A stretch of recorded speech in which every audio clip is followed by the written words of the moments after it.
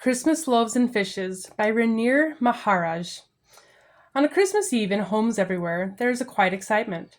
The festive feeling and the warmth of having family members near brings to mind a Christmas tale I love to relate each year. It's a true story, even though it might sound unbelievable, and it's proof that miracles do happen. A long time ago, there was a group of young people who decided to spread some Christmas cheer. They discovered that there were several children who would be spending the festive holiday in a community hospital nearby. So one of the friends, dressed as Santa Claus, they brought nice presents, wrapped them, and armed with guitars and sweet voices, they dropped in unexpectedly at the hospital on Christmas Eve. The children were overjoyed at seeing Santa, and by the time the group was finished handing out presents and singing Christmas carols, there were tears in everyone's eyes. From then on, it was decided they would play Santa every year.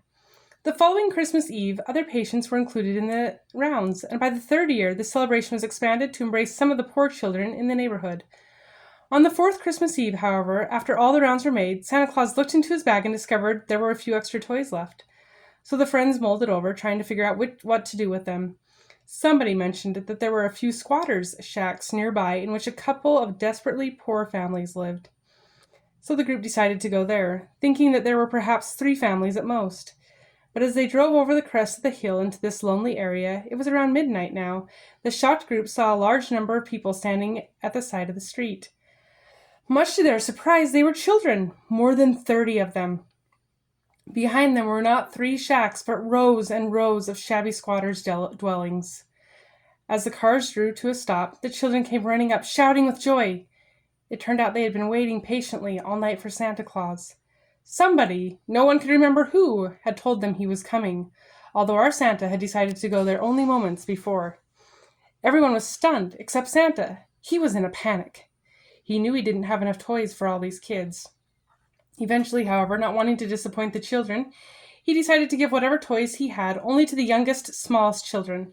When the presents ran out, he'd just have to explain to the bigger kids what had happened.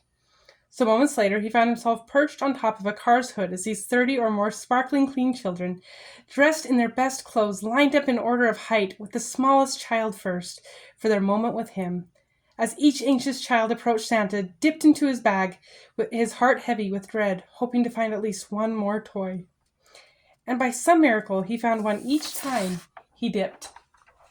And as the last child received a present, Santa looked into the now deflated bag.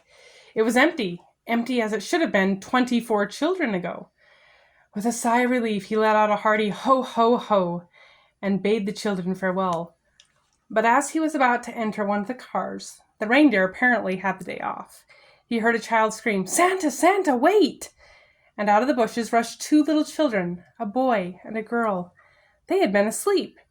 Santa's heart sank. This time he knew for sure he had no more toys. The bag was empty. He had seen it himself. But as the out-of-breath kids approached, he summoned up some extra courage and dipped into the bag one more time. And lo and behold, there were indeed 2 more presents in the bag. That group of friends, now all grown adults, still talk about this miracle on Christmas morning. They still have no explanation for it, other than the fact that it happened. How do I know so much about this? Well, I was the one playing Santa.